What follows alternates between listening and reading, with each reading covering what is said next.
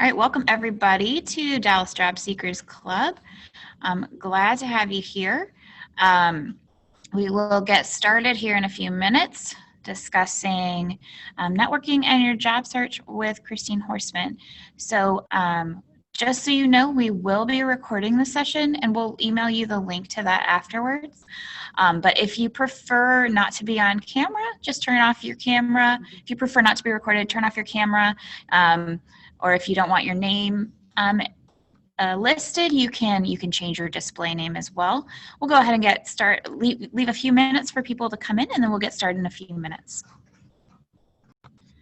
This meeting is going to be recorded. We'll send out the information to everybody after the session. And if you don't prefer to be recorded, just turn off your camera, and you can also change your name if you need to.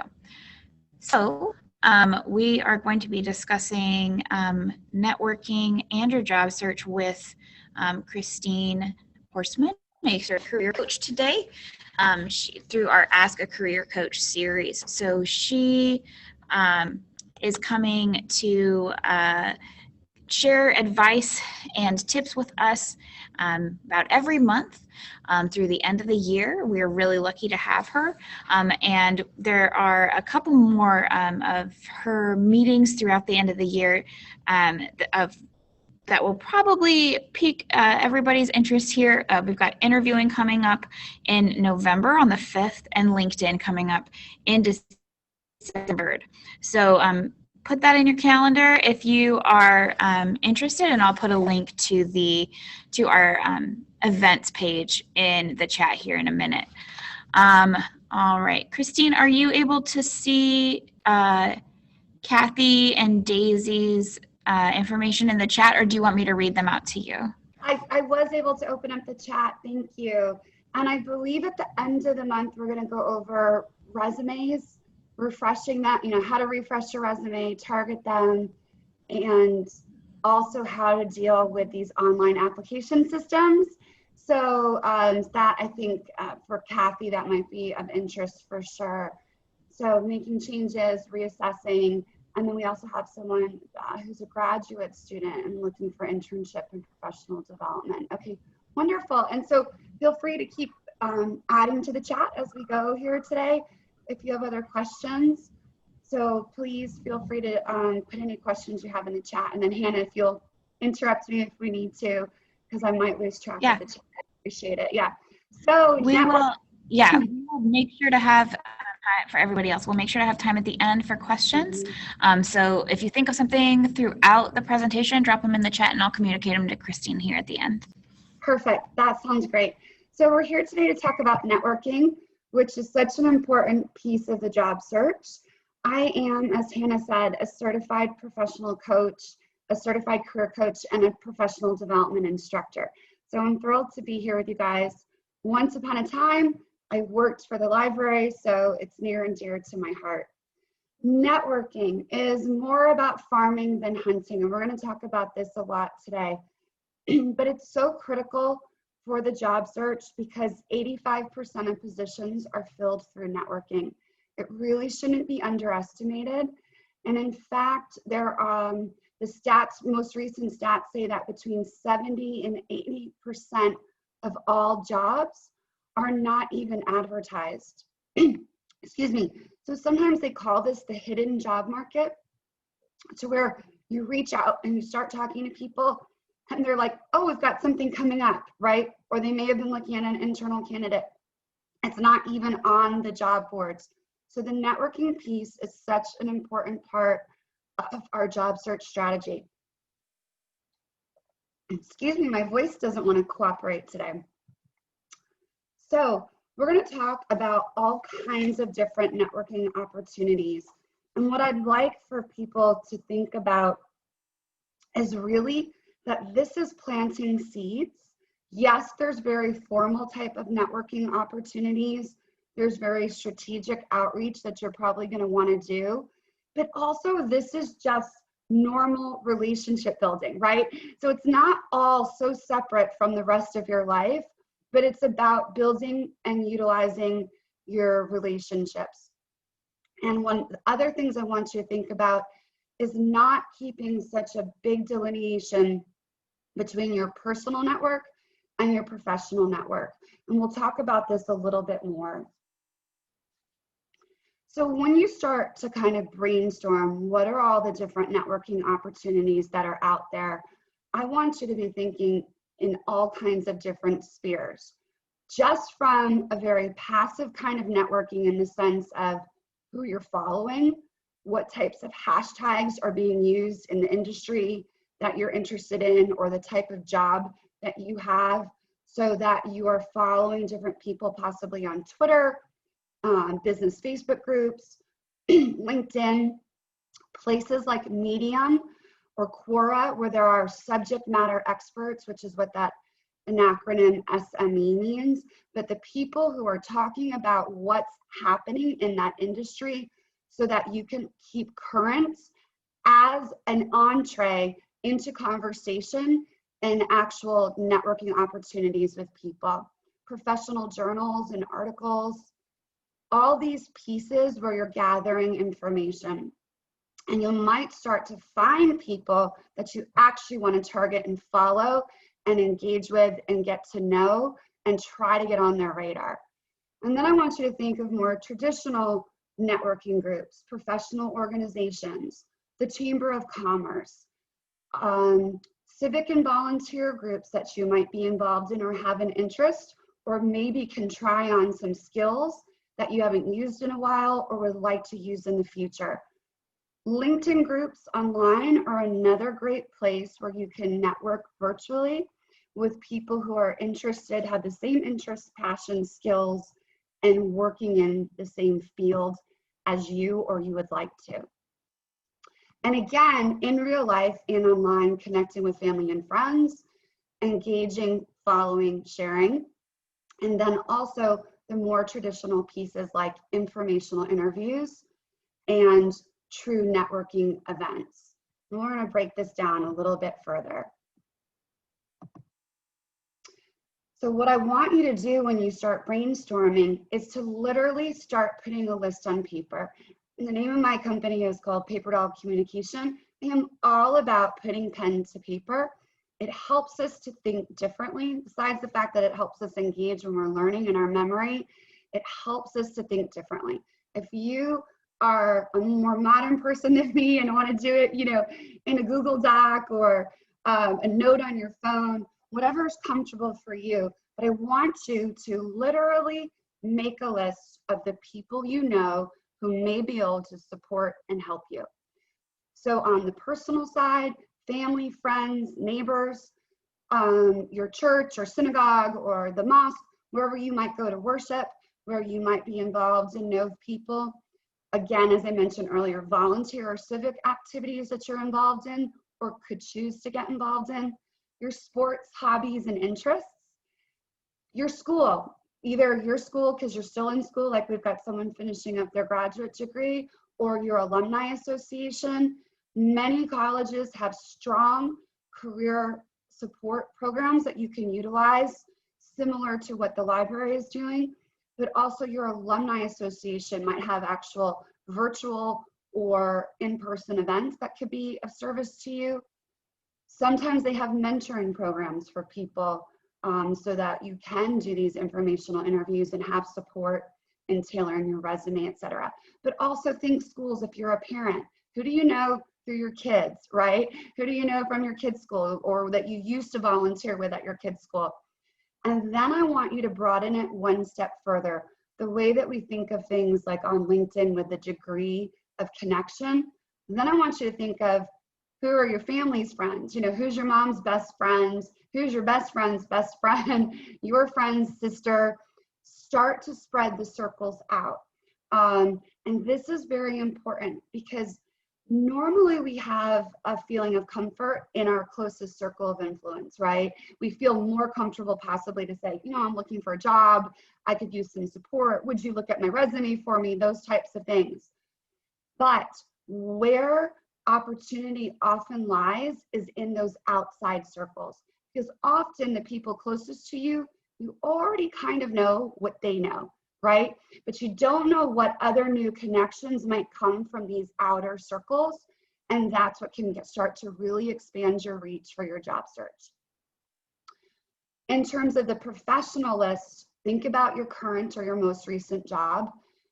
Who do you know? Your previous jobs, who did you work with as a peer, as a manager, who was your supervisors, who were maybe a couple levels up or over that you worked in with different departments, divisions, vendors you may have worked with, as professional associations. Many professional associations, besides having ongoing education that can help you to continue to build out your skill set, your professional development, and your certifications, they often also have job boards. They often also have networking opportunities, both online and in real life, or in person, I should say. I guess online is still real life on some level. Conferences, professional conferences. Again, some of those might be virtual right now while we're still in the midst of the pandemic. And then I want you to also think, what's your niche? And by niche, I mean specialty groups. I'm a woman, so I might look at a bunch of female professional development groups, female networking groups. If I was African American, I might Google for that, for some other opportunities that might exist. Or, so think sexual orientation, think race, think, gender, all these other places where there are other targeted groups where you might also find some networking opportunities. And then again, I want you to go into these second circles. Your old boss, who might they know, right? Your family's other professional contacts, colleagues' contacts, past colleagues, past vendors, and try to build out those concentric circles. As you talk and meet with people, that's one of the questions I want you to always be asking. Is there anyone else you can think of that I should talk to, right? And this is another way to build out those concentric circles. So in the same fashion that you're going to do personal and professional and try and come up with this big, big list as much as you can think of, I want you to then also be thinking same thing. What's an online activity that's networking, and what's an in-person activity that's networking that I could consider doing? And again, some of this is going to have some overlap. But as I mentioned, LinkedIn is so tremendous, but there's lots of other online opportunities. You can do a virtual coffee with somebody. You can do virtual networking groups. There's Facebook groups that are very targeted. LinkedIn has so many targeted groups. Looking at social media of who does your friends know, and this is where LinkedIn can be so powerful in terms of that professional network, where you see who has a first, second, third degree connection with a place that you're interested in. LinkedIn will also show you other points of connection where you worked with someone, or they worked at the same company you did. You may not have known them, or they went to your same college. You may not know them, but I'm a Boston College graduate. They're also a Boston College graduate. It gives you a point of contact, a shared interest, a shared connection that might be able to help open the door with someone. There's many, many kinds of online summits right now, many that are free. There are virtual job fairs. I encourage you to try some of these activities that might push you out of your comfort zone. But the beauty right now of things being online is that without a lot of effort, you can try things. You can pop into different groups and see what the energy and attitude, the makeup, the diversity, which different industries are represented. You can try things virtually right now in a way that doesn't take a lot of investment. So I really encourage you to try some of these pieces, but don't neglect the in-person. In-person can be more powerful. And of course, we're a little bit limited right now with the pandemic, but informational interviewing can take place in person, or it could be a virtual coffee or a phone call. But informational interviewing, where you're really exploring and probing what somebody knows about the industry and what advice that they can give you. But think bite size, drinks, coffee. Like I said, it could even be a virtual coffee. or regular one-on-one meetings with people. There are more and more traditional networking events or hybrid events that are coming back on the scene now, especially in Dallas.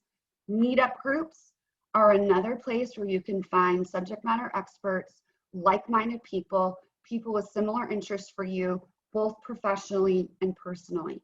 It's great to develop your hobbies and interests, especially when you're job searching, because you can't job search all day long, every day. It takes a lot of energy. It can be draining. You've got to fill your cup in other ways, but it's a nice way to fill your cup, do other things you enjoy, but also expand your circles in terms of networking. You don't know who you might meet. So LinkedIn, I know I bring this up every time I talk with y'all, but it is powerful and you really need to be there and you need to be active and engaged. It's not just an online resume or holding place. It really does make a difference in terms of recruiters. 94% of recruiters are on LinkedIn. The more engaged you are on LinkedIn, the more likely you will be found. I just got hired as a contractor for a professional development instructor by somebody who found me in a LinkedIn search. So LinkedIn can really be powerful in both very intentional, where you're reaching out to people, but also in passive ways that opportunity might come to you. And as Hannah mentioned, we're going to explore LinkedIn in depth further in the year, but it does really, really matter to be engaged and active on LinkedIn. So LinkedIn does also confirm that most jobs are found through personal connections. Their stats say 70%, but this is where LinkedIn can be this tool where you don't even know that you know someone in an industry or a job that you're interested in, right? Because you get to see almost like a map of who you know, where they are, who do they know through their connections. So really basic, because we're not going to dwell on LinkedIn today, but just very simple. Make sure you've got a good headline that describes who you are, the type of job you've done in the past and what you're looking for, a strong professional summary, and that your skill set is filled out. A professional photo. It doesn't have to be that you go to a photographer for a headshot, but someone who can take, iPhones are so great now, but who can take a nice picture with some natural light that looks professional. Recommendations and connections. To get noticed on LinkedIn, you need 500 connections. So start building if you're not there. So really basics in terms of starting to develop your networking on LinkedIn. Endorsements. So you can put up to 50 skills in LinkedIn, but if you're not endorsed for them, they don't really show up on a recruiter's radar. This is a great networking technique to just reach out to others and say, hey, would you mind endorsing me? We worked together on such and such a project, always enjoyed working with you, a nice little check-in, how are they doing? Specifically ask them to endorse you for the skills you want to highlight. It's a way for you to do a soft touch to a lot of other people in your own network by endorsing others. If you were to make it a habit to endorse one person a day on LinkedIn who you've had interaction with professionally, all of a sudden you'll see that goodwill starts to come back to you. And it puts you in their minds. It puts you back on people's radars, and you do a nice thing for them, it's going to come back. And that's why I said that quote at the beginning, that networking is more farming than hunting, right? You are planting seeds. Okay, the one other thing that I do want to mention about LinkedIn, because if you start to try and use LinkedIn in your networking and people start to engage with your profile and they see you, what I don't want them to do is then go look at other people. So once they find you, we want them to stay there, right? So in your profile, in your privacy settings, in your general settings, I should say, there is the option of viewers of this profile also viewed. It shows up in like a little strip on the side of your LinkedIn profile. And so if they see you and let's say I'm in human resources and I'm a VP HR, next to that could have a list of 10 other people who are also HR directors, vice presidents, etc.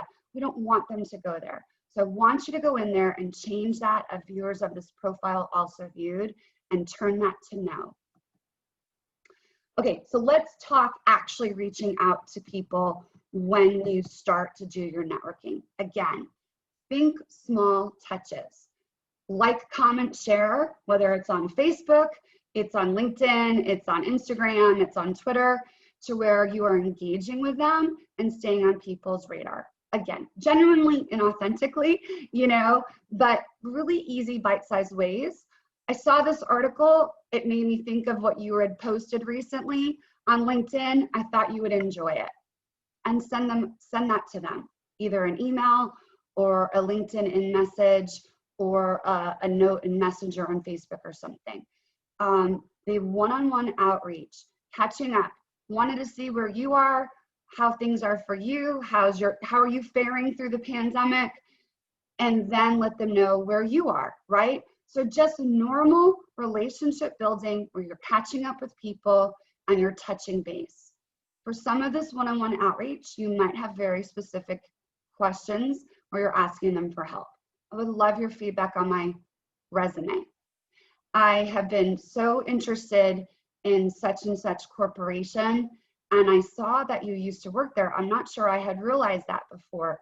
I'd love to pick your brain. Is there anyone you're still connected to that's still involved with them? I'd like to learn a little bit more about their values and culture. Informational interviewing, this is really helpful when you're at a big transition point, like the person who's graduating, or you're thinking of a career change, which was one of the topics we talked about recently. Informational interviewing can help you get added industry insight, as I mentioned, and specific company insight. But you need to come very prepared and to do your research. This is going to be a little more formal than just your casual, hey, I want to catch up, we used to work together conversation, right? This is going to be a little bit more targeted where you've done your homework about the company or the industry and you have specific questions.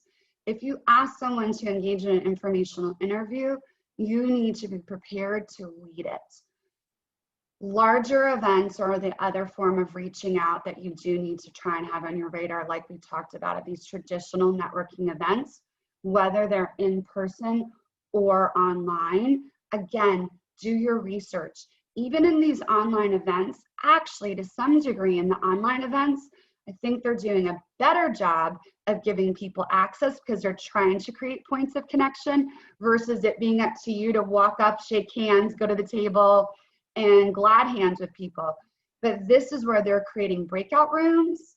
They're creating actual slots for quick, short screening kind of interviews. So research who's going to be there, be prepared with general small talk for larger networking events, but also be prepared for this targeted kinds of questions and be ready with your elevator pitch, which I know we spoke about once before and we're going to talk about again. When you're thinking about questions, coming prepared with questions, this can be your basic small talk where you're going to women in business events and you're not sure exactly who you're going to be engaging with exactly, right? So it might be a more broad-based kind of a group or an alumni event. But you go with some basic question pairs of, have you always lived in Dallas? No, I'm actually from St. Louis. Oh, what brought you to Dallas, right? So you've got a first question and a follow-up question. We think of these as question pairs about general small talk kinds of topics. And then you want to have some questions in your back pocket if you're at something that's more specific. Tell me about your industry. What are your primary responsibilities? What brought you to this event tonight? Have you been involved with this group for long, right? So really be thinking about how will I open up the door and be outgoing and make conversation with people. When you're talking about these informational type interviews, that's when you really want to be specific about, understanding people's job responsibilities, what experience did it take for them to get the job, how long they've worked there, you know, more about their background and experience, maybe what a typical day is like, the type of variety, training, interactions, advice they would give someone else starting out or trying to transition into it. What do you wish you knew? Those types of questions about them. In the sort of general, again, getting to know people questions and building rapport, you might ask them about what kinds of projects they're working on, what they like to do outside of work, a little bit more about their family, their hobbies, their interests. And then you also want to be prepared for, how do I wrap up and what am I trying to take away, right? So I've really enjoyed speaking with you. I'd love to connect with you on LinkedIn.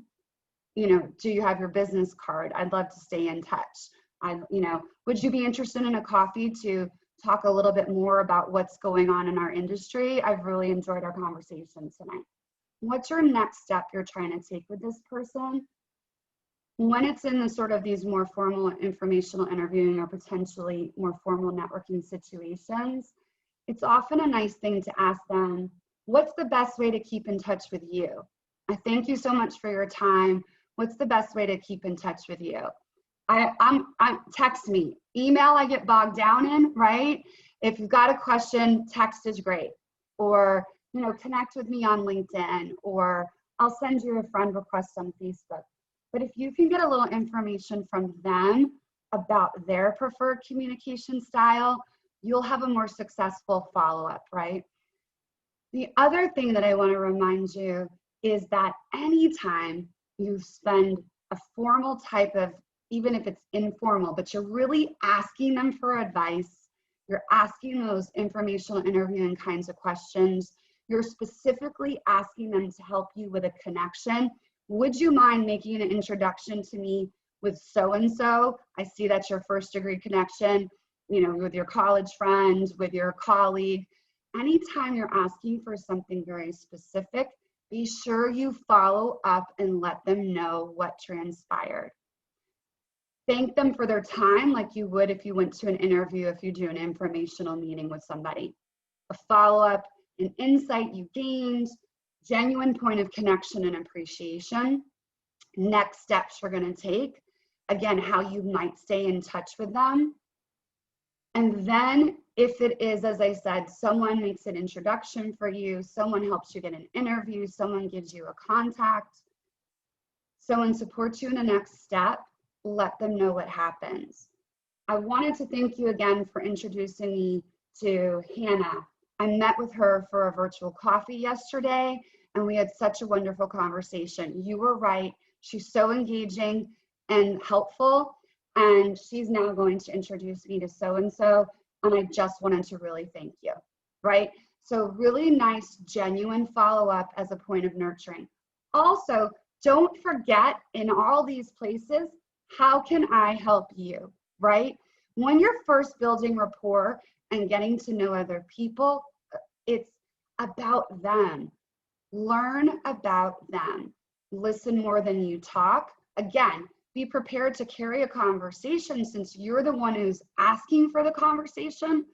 But if you can do a lot of questions and then listening, you're going to gain a lot more information. But any way that you can think of how you can return the favor to them, support, insight, you know, thank you so much for introducing me to Hannah. After we spoke, I started thinking there's a couple people in my network that might be very good potential sales leads for you with what you do. Please let me know if you'd like me to make an introduction for you with anyone, right? So pay it forward, pay it back. Try to make it about the other person as much as possible. Be a giver, not a taker.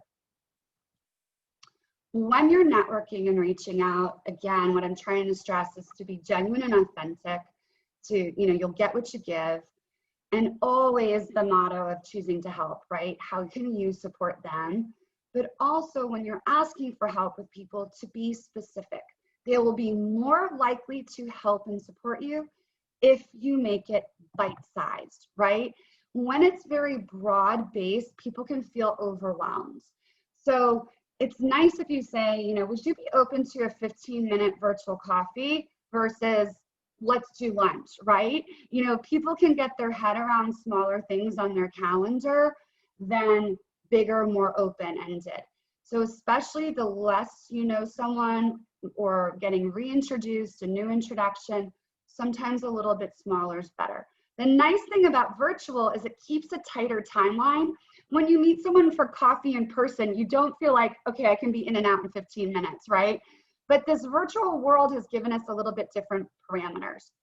If you are going to be bold and network directly with hiring managers and recruiters, again, be personable, know your end goal, but ease into it. Nobody likes a hard sell. Nobody wants to think a job hunter's desperate, right? Be brief, be clear, give context of why you're contacting them, who suggested you reach out to them, genuine interest in the position in the company, and show some piece that shows you've done your homework. Give people, not just recruiters and hiring managers, but anyone in your network, give people room to say no. I know you're really busy, and if this month isn't convenient, please let me know another time that might be. Give people a little grace to say no. They'll be more comfortable when you reapproach them later. Okay, so I want to be sure we still have time for questions, so I'm going to go a little bit quickly because we covered some of this the last time. I know not everybody was with us the last time, but what you also absolutely have to be prepared for with networking of any form is tell me about yourself, right? You meet someone at a cocktail party, not that we're doing a lot of those these days, but you meet somebody at a cocktail party even, and it's like, so what do you do, right? You know, this general tell me about yourself. So what do you do? So what are you looking for question? And in the context of career management, there's 4 pieces to this. Who am I?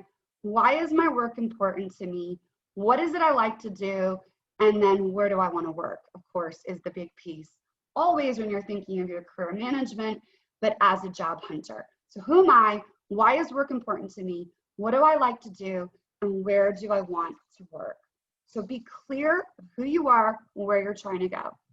Another way to think about this, and this time I'm going to give you a couple of things, is an idea of a personal mission statement, where you're talking about the value, your audience, and an expected outcome.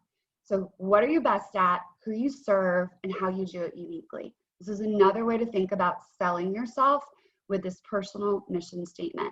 Always present tense and forward focus. This is very, very positive if you can say, you know, I'm an experienced marketing professional. I typically work with, in the past I've worked in the insurance industry vertical. I love working on digital campaigns. And my specialty is, right, or what I bring to the table is, and I specialize in bilingual markets because I'm bilingual, right? So how you do it uniquely.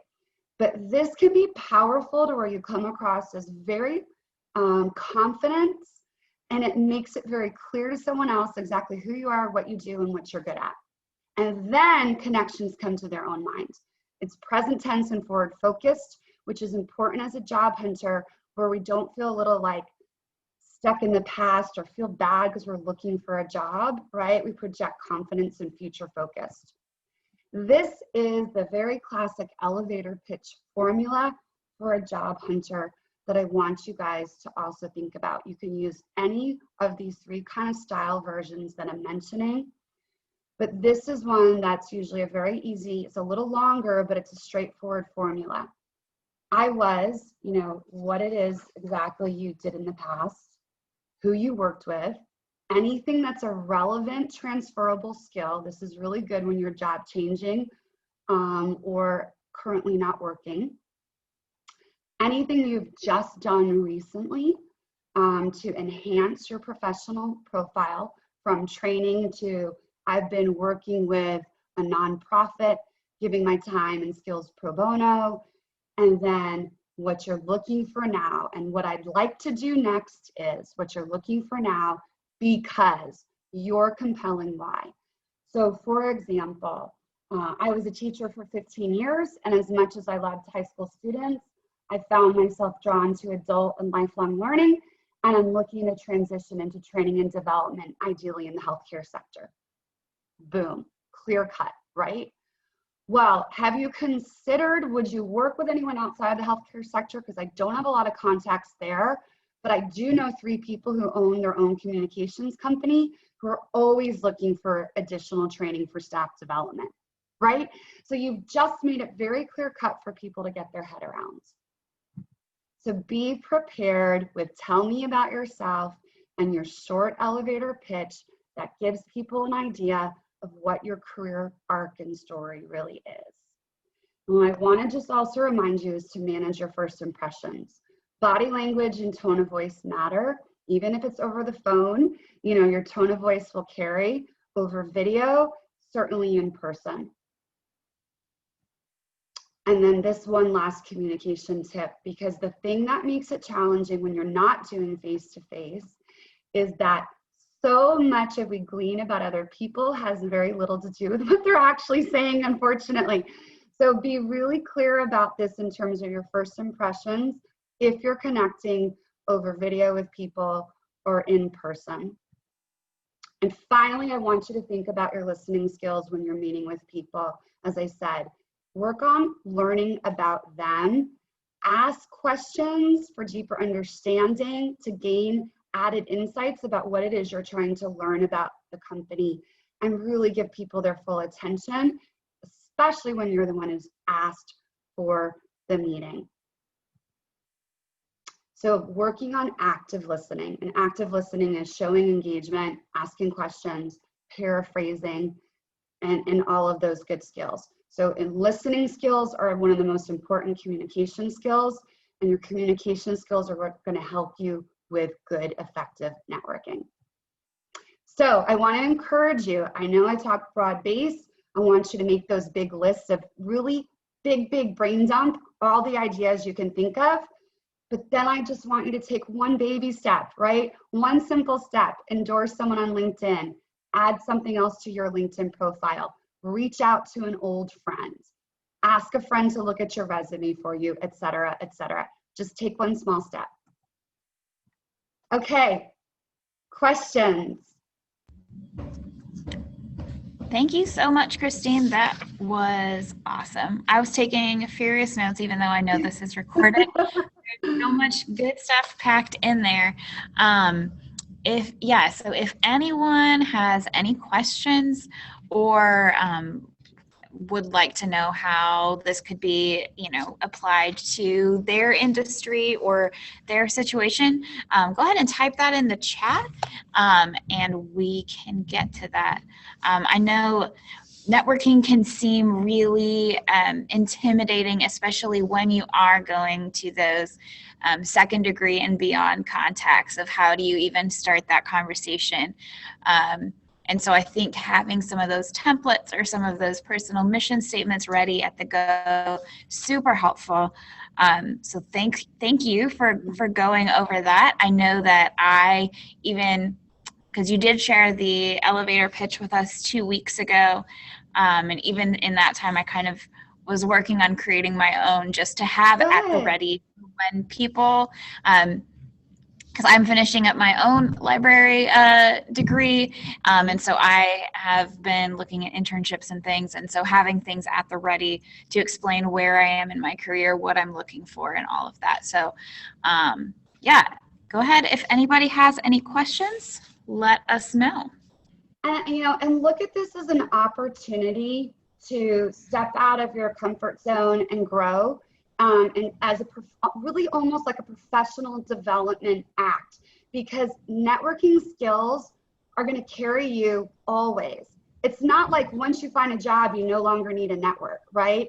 And the more you build natural networking into your thought process and your activities, then when you're looking for transition, it's a lot less daunting. Right. Having that network, that web already built. Yeah. Absolutely.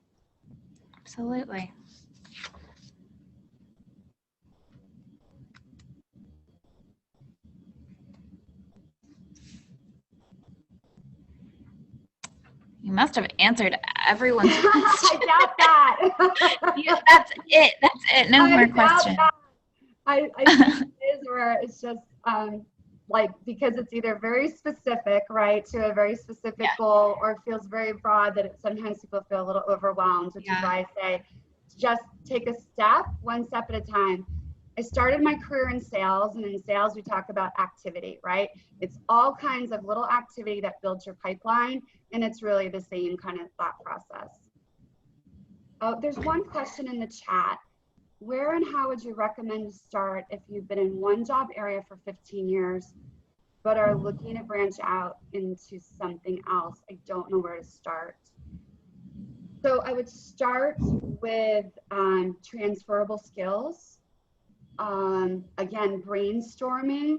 What are the areas that you're really interested in and passionate about?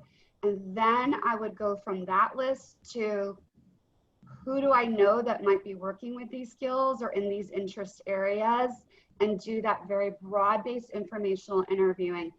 You know, I'd love if we could grab coffee, because I'm thinking about a transition, and I would love to learn more a little bit about what you do, and if you think this might be a realistic choice for me. So that's how I would do it. I would start with yourself and, you know, build out the skills and interests, and then move into the network piece. Oh, good. Kathy said, you covered so much in a short time, but I learned a great deal to work with in the next few weeks. I'm glad. I'm thrilled. Kind of going off of Paige's question and how you answered that, you did, I mean, I feel like this was a really good deep dive into all of the different parts and pieces of networking and how that can look in a lot of different situations. As far as that first step, like you talked about those things on LinkedIn, you know, endorsing one person, starting to follow different groups and professional organizations, stuff like that. Once you've taken those first few steps, what's like the middle step? I think that's how do you go from those first things to grow that? I think that's where you're started to look at that list, because when you have that list of people on paper, then you can prioritize, right? Who do I feel most comfortable with might be your criteria, because this feels very uncomfortable to me. So I'm going to start with, you know, my best friend's old boss, because I know they're going to be, I've got goodwill through my best friend, right? So I know they're going to be gracious and make it easy on me. And so I feel a little bit more comfortable. So you might make your criteria, who am I most comfortable with, to start practicing the skills. You might make your criteria strategically, I already know they do what I want to do, so I'm going to go straight to it, right? So try to set up some evaluation so that you can kind of prioritize those people when you did your brain dump on that list. I'd say even maybe before that, maybe sort of an interim step between the two would be to look at that list and try to look at something like LinkedIn or Facebook and see, like, probably LinkedIn is a better start. Okay, I'm looking at my contact list, and now I'm looking at their list. And okay, they do actually know someone who is a VP of HR, and that's the next step that I'm trying to take. I'm stuck at director level, right? And so I'm going to go to that person. So I guess maybe as an interim in terms of research, I would compare my brain dump with some LinkedIn data and information that could help me also reprioritize a little bit more strategically. Right. Any other questions or thoughts about how to apply this in your situation, or any other thoughts from our attendees today? I really loved what you said about when you start talking to people, of saying, you know, is there anyone else you can think of that I should talk to? I feel in the realm outside of even networking, but in doing my job here at the library and looking for resources and information for people, often I'll always tell them, you know, if you call this place and they don't and they don't have what you're looking for, ask that person if they know of anybody. And you start broadening your circle. And I think that same thing still applies. It definitely applies in networking and applies in a lot of different categories. We've got a question here from Daisy. If you're fairly new to the profession and the workforce, how do you then go on and network from there? So I'll combine these two to kind of bridge off of what Hannah was just saying and to try and answer Daisy's question. When I first graduated college, a very long time ago now, I was a political science major. I wanted to work for a municipal government, but I wasn't sure exactly where. I wasn't sure whether or not I should really go ahead and go back and get my master's. Obviously, my career took some twists and turns from there. However, I started talking to my parents, right? Talking to friends and family. My dad says, you should talk to so-and-so, right? My mom says, didn't Doug Clapp, who you went to high school with, his mother was on the city council. She was on the school board. Why not ask Doug's mom, right? So that brainstorming with people you know, love, and trust. And I had one name from each parent, basically. I reached out to them. Hey, I've graduated. Here's what I'm doing. I wonder if I could get a few minutes of your time. I wanted to learn more about how you got into local politics, et cetera, et cetera.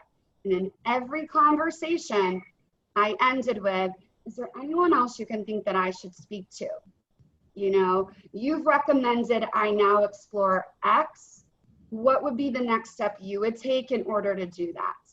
And every single person gave me another name until I ended up with 2 possible internships, one with the Department of Economic Development and one with tourism.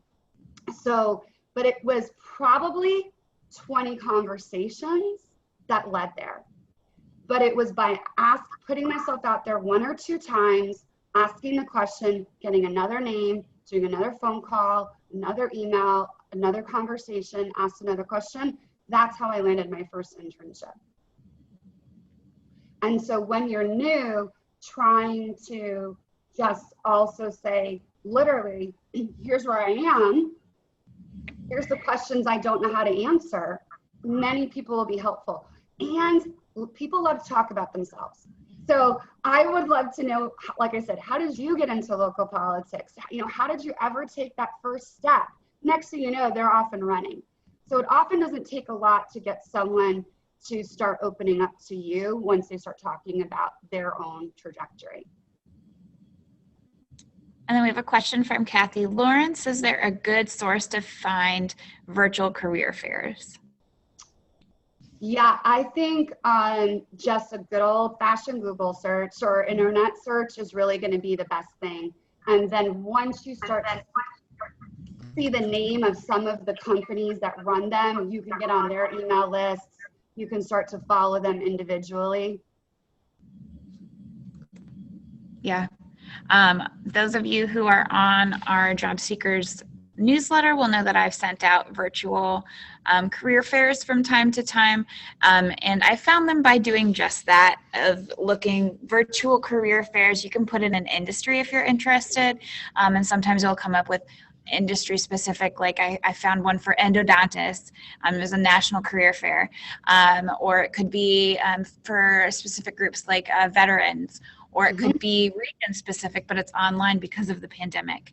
So that is how I started. I'm looking right now because location, you can add in Texas, add in Dallas, even though they're virtual, you still might get something more specific and targeted in terms of date ranges. Yes. Yeah. I'm going to drop a link in the chat here of one that I have seen a lot of fairs from, and it's called Career Eco. And some of them are like school specific. So it will be for graduates or current students of a specific university. But then some of them are for, like I said, other groups. This is not the only one, and it's not the platform that hosts all of the career fairs, but it's one that I found that has a lot. So that I just put that in the chat for anybody who's interested. And then I was also going to put in the chat the link for upcoming events. This will just take you to our general events page. And you can sort it by workforce development, and it will show you all of our job seeker programs. We are running up on the end of the program. Any quick questions before I let you know what's coming up next? I'll stop my share too, Hannah, because I know you maybe want to do it. Okay.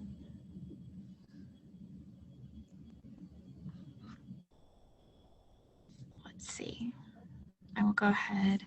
I'll wait to share it just in case somebody's typing something. Oh, Kathy says thank you. So thank you, Kathy. As Christine said, her next session with us is going to be on the 29th, the next Ask a Career Coach session, and Christine is going to be going over resume refresh. So I know, Kathy, that was your question specifically, so we are going to be going over that. In the meantime, we do, in the next 2 weeks, we have some more Job Seeker Club sessions coming up. I'm going to share that right now. I'm also going to stop the recording. So